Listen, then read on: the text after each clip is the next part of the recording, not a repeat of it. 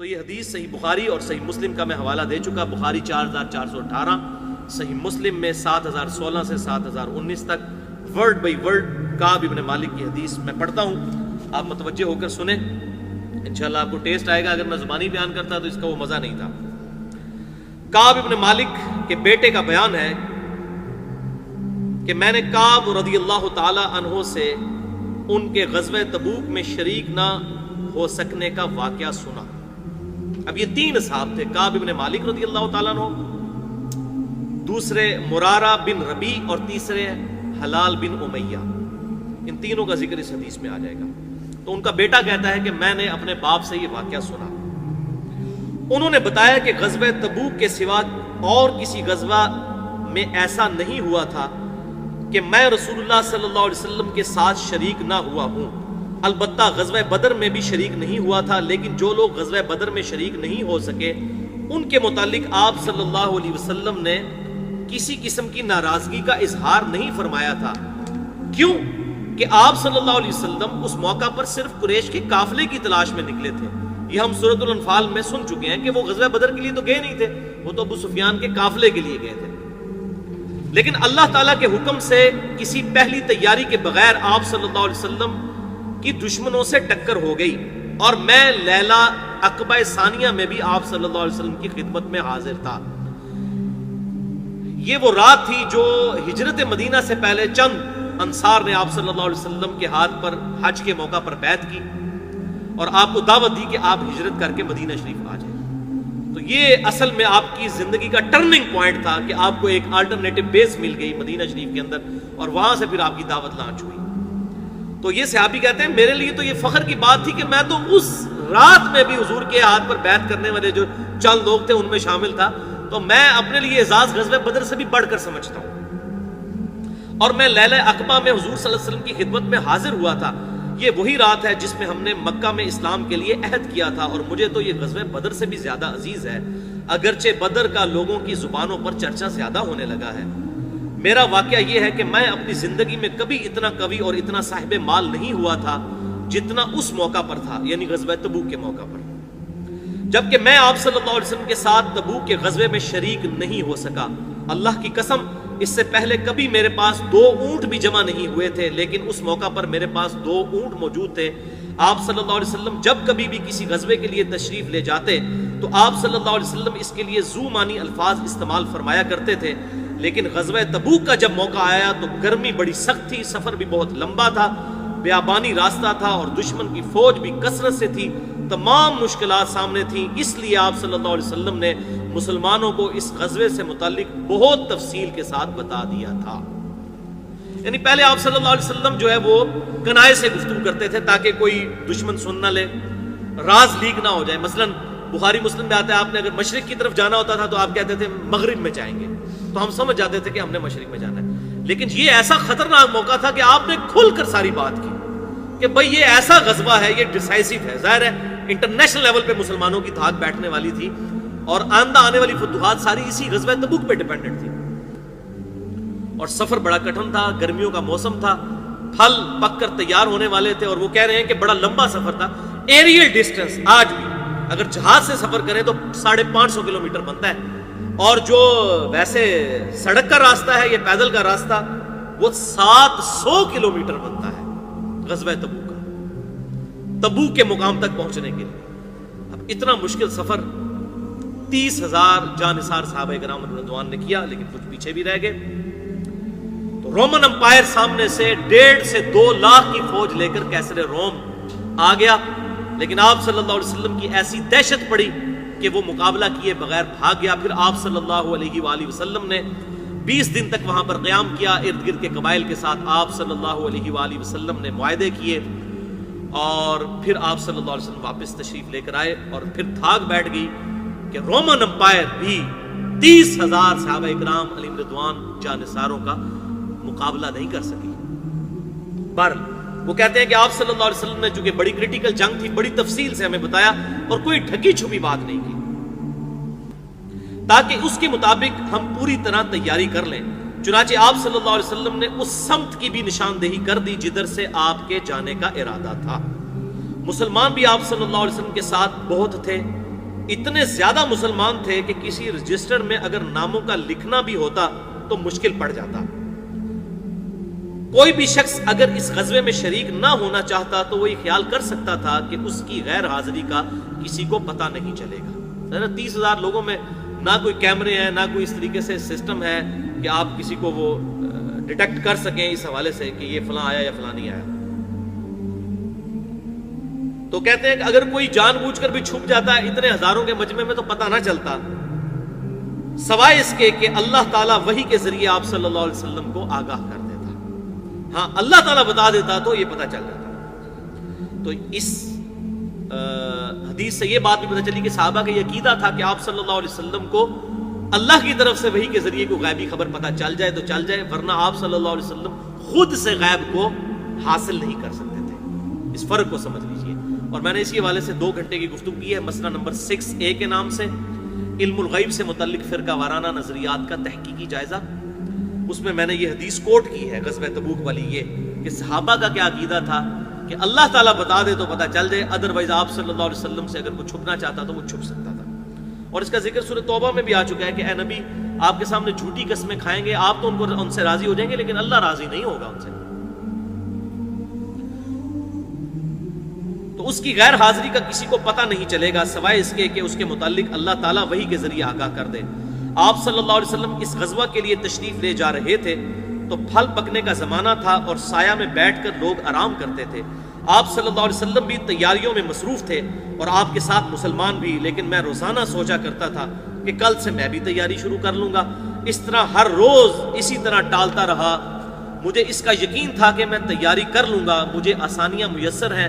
یوں ہی وقت گزرتا رہا اور آخر لوگوں نے اپنی تیاریاں مکمل بھی کر لیں اور آپ صلی اللہ علیہ وسلم مسلمانوں کو ساتھ لے کر روانہ بھی ہو گئے. لیکن تھیندے تھیندے تھی جاتا ہے بندہ. اسی لیے کہتے ہیں نا جب حق پتہ چلے فوراً قبول کرو. آپ صلی اللہ علیہ وسلم مسلمانوں کو ساتھ لے کر روانہ بھی ہو گئے. یہ 30,000 کے قریب لوگ تھے. اس وقت تک میں نے کوئی تیاری نہیں کی تھی. اس موقع پر بھی میں نے اپنے دل کو یہی کہہ کر سمجھایا کہ کل یا پرسوں تک تیاری کر ہی لوں گا اور پھر لشکر سے جا ملوں گا. کوچ کے بعد دوسرے دن میں نے تیاری کے لیے سوچا لیکن اس دن بھی کوئی تیاری نہیں کی. پھر تیسرے دن کے لیے سوچا اور اس دن بھی کوئی تیاری نہ کر سکا. یوں ہی وقت گزر گیا اور اسلامی لشکر بہت آگے چلا گیا. غزوہ میں شرکت میرے لیے بہت دور کی بات ہو گئی اور میں یہی ارادہ کرتا رہا کہ یہاں سے چل کر انہیں پالوں گا. کاش میں نے ایسا کر لیا ہوتا لیکن یہ میرے نصیب میں نہیں تھا. تو یہ بات یاد رکھیں، انسان سے جب برائی ہو جائے نا اس کے بعد اس کو اپنی تقدیر پر ڈالا جا سکتا ہے، لیکن برائی کرنے سے پہلے کوئی شخص نہیں کہہ سکتا جی میری تقدیر میں جو کہ یہ برائی لکھی ہے اس لیے میں اب کرنے لگا ہوں. یہ بات سمجھیے گا. بعد میں اس لیے ڈالا جا سکتا ہے وہ کی تو اپنے نفس کی وجہ سے ہے لیکن وہ تقدیر میں چیز تھی، یہ ڈٹرمنٹ بھی ہوگی کہ واقعی ویسا معاملہ ہوا. مثال کے طور پر اگر کوئی شخص فیل ہوتا ہے کسی سبجیکٹ کے اندر تو اپنی نااہلی کی وجہ سے ہوتا ہے، لیکن بعض اوقات ٹیچر کہتا ہے بھائی جو تیرے حالات ہیں تو نے فیل ہو جانا ہے. تو فیل ہو جائے تو کیا ٹیچر کو بلیم کرے گا؟ اپنے اعمال کی وجہ سے. تو اللہ تعالیٰ کا ڈیوائن وزڈم تو بہت بڑھ کر ہے. اللہ تعالیٰ کو مستقبل کے حالات پہلے سے پتہ ہے کہ ایسے معاملات ہوں گے تو یہ کیا کرے گا، نہ یہ کہ چونکہ اللہ نے نصیب میں لکھ دیا تھا اس لیے ان کے ساتھ ایسا ہوا. یہ عقیدہ نہیں ہے، ورنہ تو رسولوں کا مقدمہ، کتابوں کا مقدمہ ہی اسی بات پر قائم ہے کہ انسان جو کرتا ہے اپنی مرضی سے کرتا ہے. ہاں کچھ چیزیں واقعی ایسی ہیں جو اللہ نے انسان کے لیے مقدر کی ہیں اور ان کے بارے میں ہم سے پوچھا بھی نہیں جانا. ہمیں نہیں پوچھا جائے گا تیری آنکھیں جو ہیں ان کا رنگ یہ کیوں تھا، تیری عمر اتنی کیوں تھی، تیرے ماں باپ فلاں فلاں کیوں تھے. یہ تقدیر سے متعلق ہم سے سوال نہیں ہونے. ہاں جن چیزوں کا اللہ نے حکم دیا ہے، نماز پڑھو، حرام سے بچو، یہ ساری چیزیں ہمارے اختیار میں ہیں، ان کا ہمیں جواب دہی کرنی ہوگی، اللہ کے حضور پیشی ہوگی. تو کہتے ہیں میرے نصیب میں نہیں تھا.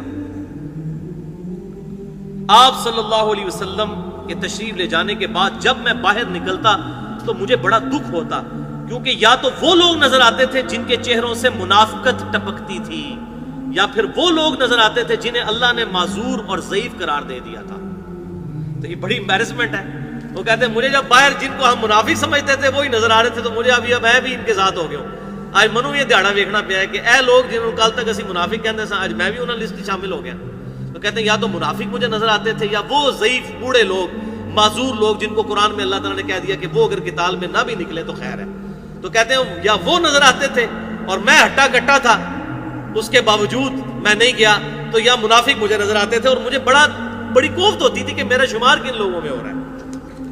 یہ ان کے ایمان کی نشانی تھی کہ ان کو اندر سے ایمان پنچ کرتا تھا، جو صحیح مسلم میں حدیث ہے، گناہ وہ جو تیرے دل میں کھٹکے اور تو اس بات سے آر محسوس کرے کہ لوگ اس پر مبتلا ہوں۔ تو گناہ تو دل میں کھٹکتا ہے، دل بہت بڑا مفتی اللہ نے بنایا ہے، سب سے بڑا فتویٰ تو اس کا ہوتا ہے۔ تو کہتے ہیں یا وہ لوگ تھے کہ جو معذوری کی وجہ سے اللہ نے ان کو اجازت دے دی تھی، یا منافق تھے، وہی ان کی شکلیں ہی نظر آتی تھی۔ آپ صلی اللہ علیہ وسلم نے میرے بارے میں کسی سے کچھ نہیں پوچھا تھا، لیکن جب آپ صلی اللہ علیہ وسلم تبوک پہنچ گئے تو وہیں ایک مجلس میں آپ صلی اللہ علیہ وسلم نے فرمایا کہ کعب نے کیا کیا۔ یہ تو ان کو بعد میں پتا چلا نا۔ دیکھیں جو خاص لوگ ہوتے ہیں نا وہ نگاہ میں ہوتے ہیں، یہ بات ذہن میں رکھیے گا، اور خاص لوگ اگر اس طریقے سے ڈنڈی مار جائیں تو اس کا دکھ بھی زیادہ ہوتا ہے، عام آدمی کا نہیں ہوتا۔ تو حضور صلی اللہ علیہ وسلم نے پوچھا کہ کعب نے کیا کیا؟ بنو سلمہ کے ایک صاحب نے کہا یا رسول اللہ اس کے غرور نے اسے آنے نہیں دیا۔ صحیح مسلم میں حدیث ہے تکبر یہ نہیں کہ تم اچھا لباس پہنو یا اچھے دکھو، اللہ بھی خوبصورت ہے اور خوبصورتی کو پسند کرتا ہے، تکبر یہ ہے کہ تم دوسروں کو حقیر سمجھو اور حق بات سے اناد کرو۔ یہ حق بات سے اناد تھا، رسول اللہ صلی اللہ علیہ وسلم کا ساتھ نہ دیا، تو اس وجہ سے انہوں نے کہا اس کو تکبر نے آمادہ کیا۔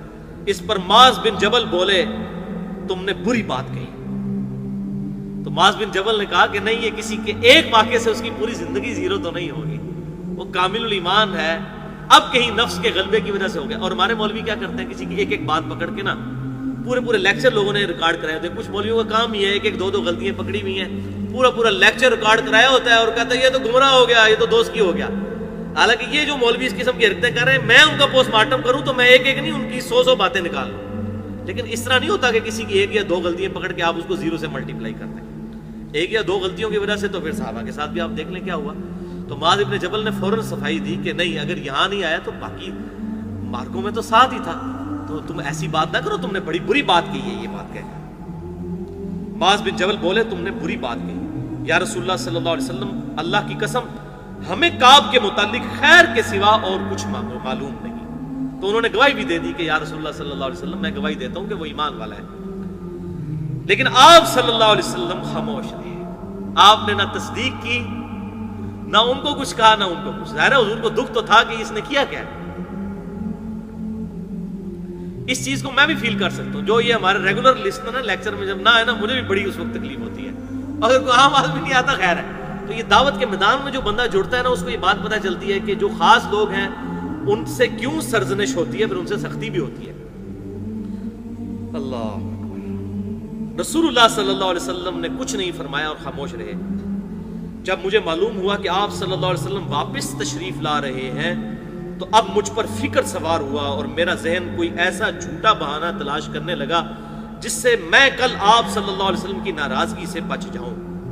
اپنے گھر کے ہر عقل مند آدمی سے اس سے متعلق میں نے مشورہ کیا، لیکن جب مجھے معلوم ہوا کہ آپ صلی اللہ علیہ وسلم مدینے سے بالکل قریب تشریف لا چکے ہیں تو غلط خیالات میرے ذہن سے نکل گئے اور مجھے یقین ہو گیا کہ اس معاملہ میں جھوٹ بول کر اپنے آپ کو کسی بھی طریقے سے محفوظ نہیں کر سکوں گا۔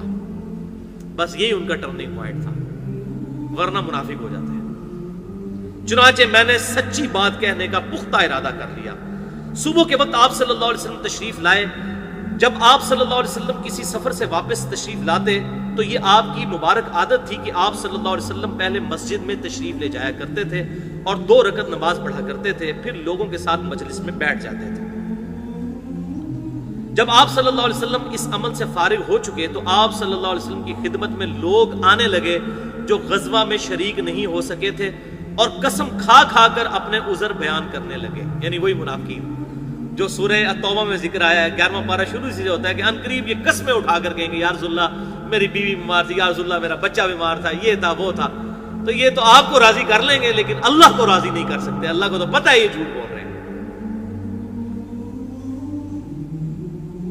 لوگ قسمیں کھا کھا کر اپنے عذر بیان کرنے لگے اور ایسے لوگوں کی تعداد 80 کے قریب تھی۔ آپ صلی اللہ علیہ وسلم نے ان کے ظاہر کو قبول فرما لیا اور ان سے عہد لیا، ان کے لیے مغفرت کی دعا فرمائی اور ان کے باطن کو اللہ کے سپرد کر دیا۔ آپ صلی اللہ علیہ وسلم کی یہ شفقت تھی، آپ نے کہا ٹھیک ہے چھوڑ دے گے سب کو، اور دعا بھی کر دی ان کے لیے۔ یا رسول اللہ، آپ اندر چور بھی تو سب کے تھا نا، یا رسول اللہ دعا کرو، ہمارے لیے دعا بھی کرو۔ اب دعا کس لیے کروا رہے تھے؟ پتہ تو تھا کہ غلطی کی ہوئی ہے، اور جو منافق تھے وہ یہ چاہتے تھے کہ تاکہ حضور کو یقین آ جائے کہ ہم آپ پر کامل الایمان مومنین میں ہم بھی شامل ہیں۔ تو آپ صلی اللہ علیہ وسلم نے سب کو رخصت کر دیا۔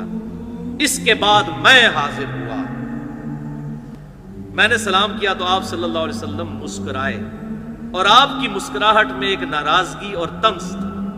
اللہ، اس مسکراہٹ کی جو تکلیف ہے وہ حضرت کعب بن مالک نے محسوس کی، کہ وہ ہوتا ہے نا طنزیہ کسی پر مسکرانا، کہ اچھا آگے ہو کعب، تم بھی ان لوگوں میں شامل۔ اللہ،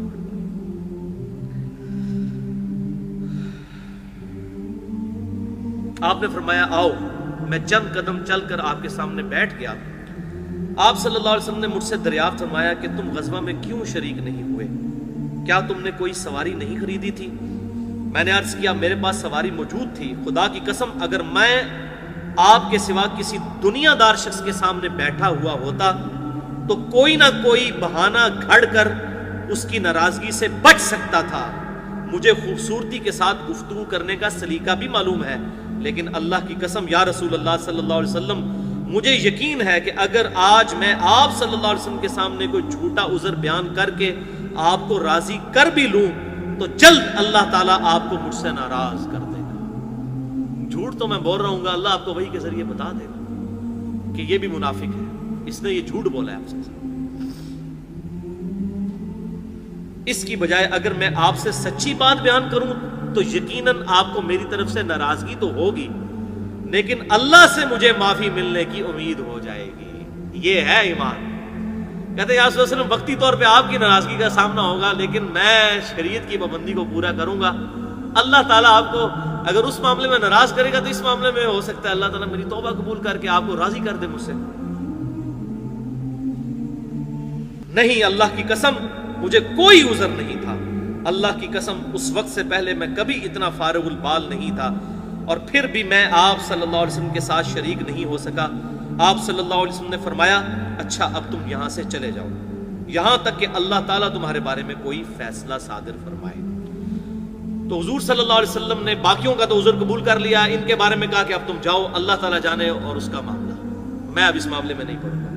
میں اٹھ گیا اور میرے پیچھے بنو سلمہ کے کچھ لوگ بھی دوڑے ہوئے آئے اور مجھ سے کہنے لگے کہ خدا کی قسم ہمیں تمہارے متعلق یہ معلوم نہیں تھا کہ اس سے پہلے تم نے کبھی گناہ کیا ہو اور تم نے بڑی کوتاہی کی ہو۔ آپ صلی اللہ علیہ وسلم کے سامنے تم بھی ویسا ہی کوئی عذر بیان کر دیتے جیسا کہ دوسرے لوگوں نے کیا تھا۔ تمہارے گناہ کے لیے حضور صلی اللہ علیہ وسلم کا اللہ کے حضور استغفار کرنا ہی کافی ہو جاتا۔ یہ وہ لوگ جو آج کل بھی ہیں، کچھ بھی ہیں اللہ تیرے محبوب کی امت سے ہیں، اس ٹائم بھی ایسے لوگ موجود تھے۔ انہوں نے کہا جی جھوٹ مارنا سی چپ کر کے بعد معافی مانگ لینی سی، اللہ تعالیٰ نے حضور صلی اللہ علیہ وسلم دعا کر دیندے تھے، چھٹی ہو جاتی۔ اب یہ ایسے لوگ بھی، ہر کامل ایمان تو سارے نہیں ہوتے نا، بیچارے کمزور ایمان والے بھی تھے، اس قسم کے مشورے دینے والے بھی بیچ میں شامل تھے۔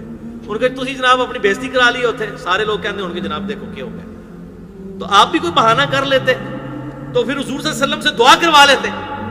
تو اب ان کو بھی پتا تھا اس طریقے سے 2 نمبری والی دعا جو میں کرواؤں گا زبردستی حضور صلی اللہ علیہ وسلم کے ساتھ، تو میں تو یہ دھوکہ دے رہا ہوں گا۔ آپ صلی اللہ علیہ وسلم اگر دعا کر بھی دیں گے تو وہ تو اللہ تعالیٰ نے معاملہ اس کو طے کرنا ہے نا۔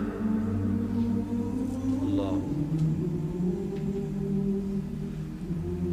تمہارے گناہ کے لیے آپ صلی اللہ علیہ وسلم کا استغفار ہی کافی ہو جاتا۔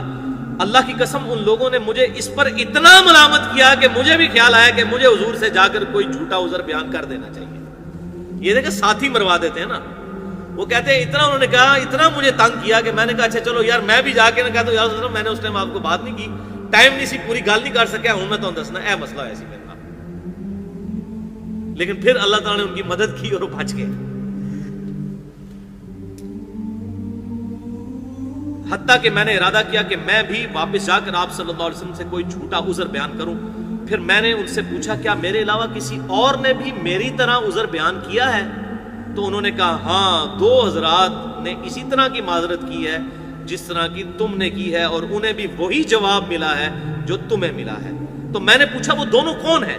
انہوں نے بتایا کہ مرارہ بن ربیع اور حلال بن امیہ رضی اللہ تعالی عنہما، ان دو ایسے صحابہ کا نام انہوں نے لیا جو سالے تھے اور غزوہ بدر میں بھی شریک ہوئے تھے۔ تو انہوں نے کہا اچھا وہ دو بدری صحابی انہوں نے بھی اسی طرح کیا۔ پھر ان کو ذرا ڈھارس ہوئی کہ میں اکیلا نہیں ہوں، ہے نا، کونوا مع الصادقین، سچوں کے ساتھ رہو۔ تو اب اس چیز نے انہوں نے کہا اچھا چلو یار میں اکیلا نہیں ہوں اس معاملے میں، ان دو کے ساتھ بھی ایسا ہوا ہے تو وہ تو دو، مجھے اپنا تو نہیں پتا لیکن ان دو کے بارے میں وہ بدری صحابی ہیں اور بڑے کامل ایمان مومنین ہیں، اگر ان کے ساتھ بھی ایسا ہوا، انہوں نے بھی اپنا عذر پیش کیا اور آپ صلی اللہ علیہ وسلم نے ان کو بھی کہا کہ جاؤ اللہ کے فیصلے کا انتظار کرو، تو میری بڑی خوش قسمتی ہے اگر میں بھی ان دو کے ساتھ شامل ہوں۔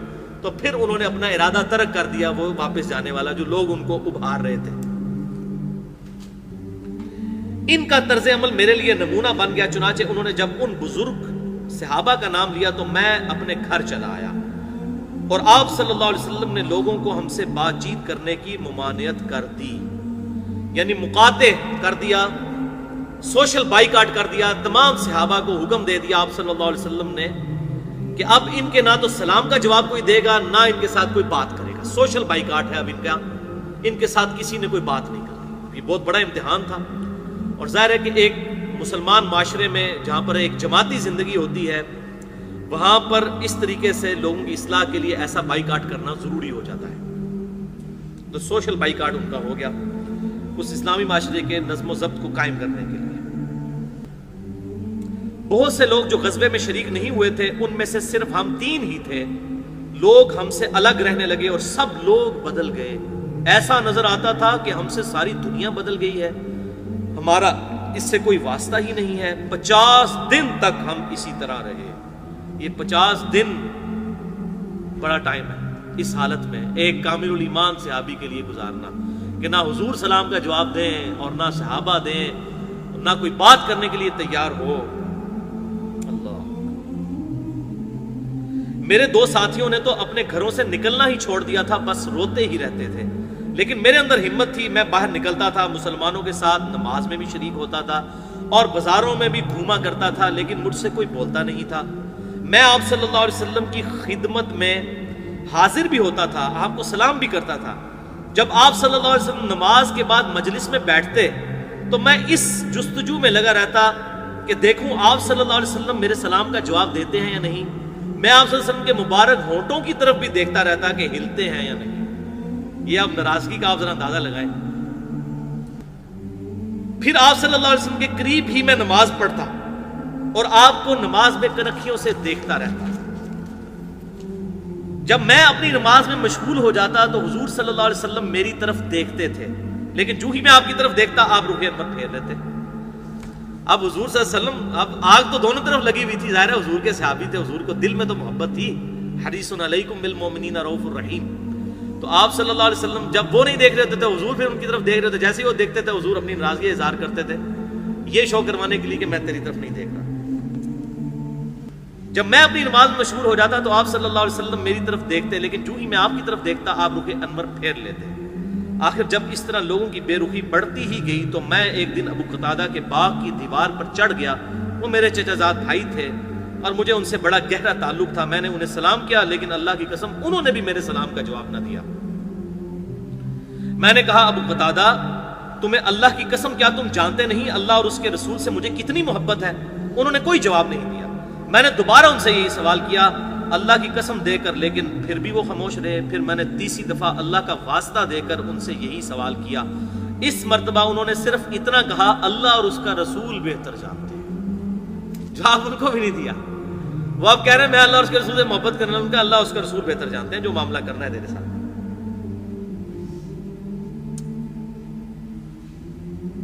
اس پر میرے آنسو پھوٹ پڑے، میں واپس چلا آیا۔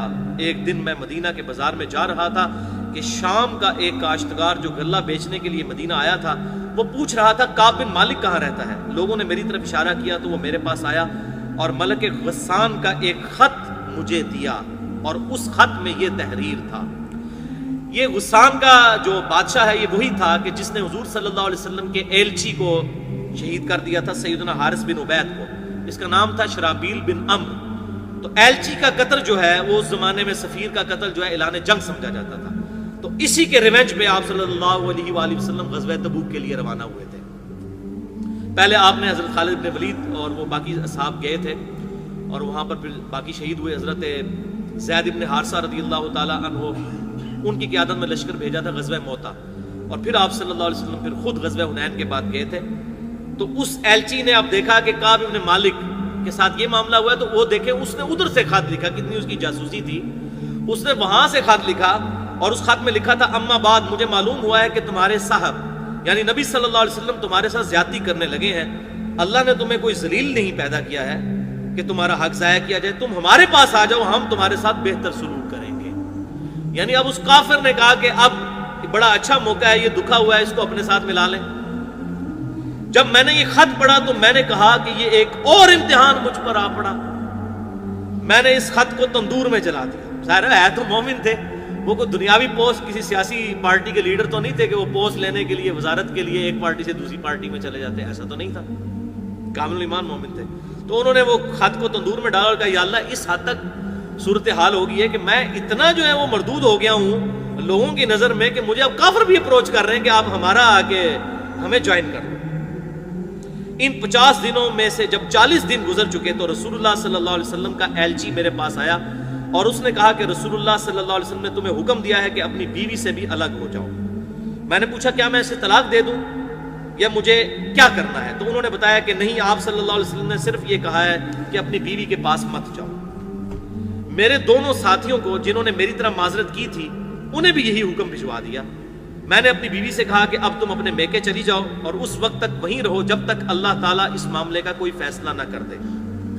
کعب رضی اللہ تعالیٰ عنہ کہتے ہیں کہ حلال بن امیہ جن کا مقاطعہ ہوا تھا, یعنی ان تینوں میں سے جو حلال بن امیہ تھے, وہ کہتے ہیں کہ وہ ایک بوڑھے شخص تھے اور کمزور تھے, ان کے پاس کوئی خادم بھی نہیں تھا. کیا اگر ان کی بیوی نے آ کر آپ صلی اللہ علیہ وسلم کی خدمت میں عرض کیا کہ کیا اگر میں ان کی خدمت کروں تو آپ ناپسند تو نہیں فرمائیں گے؟ اب دیکھیں بیویاں بھی بجائے اپنے خامند کا ساتھ دینے کے آپ صلی اللہ علیہ وسلم کے پاس گئی ہیں کہ یا رسول اللہ آپ اجازت دیں, تو میرا خامند تو بوڑھا ہے, اس کا بھی آپ نے بائیکاٹ کیا, تو وہ بیچارہ بوڑھا آدمی ہے, وہ کیسے گزارا کرے گا؟ آپ صلی اللہ علیہ وسلم نے فرمایا کہ صرف وہ تم سے صحبت نہ کریں, یعنی ازدواجی تعلق قائم نہ کریں, ویسے تم دونوں ساتھ میاں بیوی رہ سکتے ہو.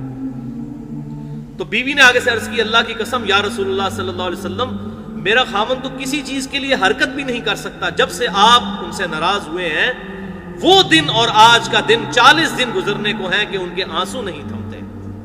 تو یا رسول اللہ صلی اللہ علیہ وسلم بیوی کی اس کو کہاں سے ہوش, تو 40 دن سے اس کے آنسو نہیں. یہ ہے جناب جو بخاری مسلم کی حدیث ہے, تم اس وقت تک تم میں سے کوئی مؤمن ہی نہیں ہو سکتا جب تک کہ میں اسے اس کے ماں باپ اولاد اور سب لوگوں سے بڑھ کر عزیز نہ ہو جاؤ. یہ اس کی پریکٹیکل مثال ہے.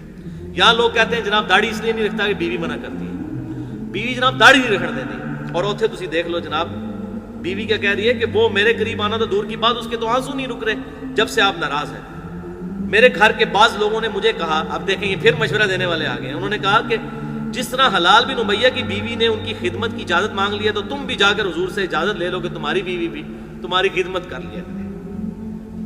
یہ مشورہ دینے والے جو لوگ ہوتے ہیں نا, اپنی طرف سے بیچارے مخلص ہوتے ہیں لیکن وہ کسی کا بیڑا غرق بھی ہو سکتا ہے اس معاملے میں. تو انہوں نے کہا اللہ کی قسم میں کبھی بھی رسول اللہ سے ایسی اجازت نہیں لوں گا, میں جوان ہوں معلوم نہیں جب اجازت لینے جاؤں تو حضور مجھے کیا کہہ دیں کہ ہاں جی تنو تو اجازت نہیں ہو, تو بڑھا آدمی سی میں نے اس لیے اجازت دی, تو جوان آدمی 35 سال تیری عمر ہے تو کہہ رہا ہے کہ مجھے بیوی خدمت کے لیے چاہیے.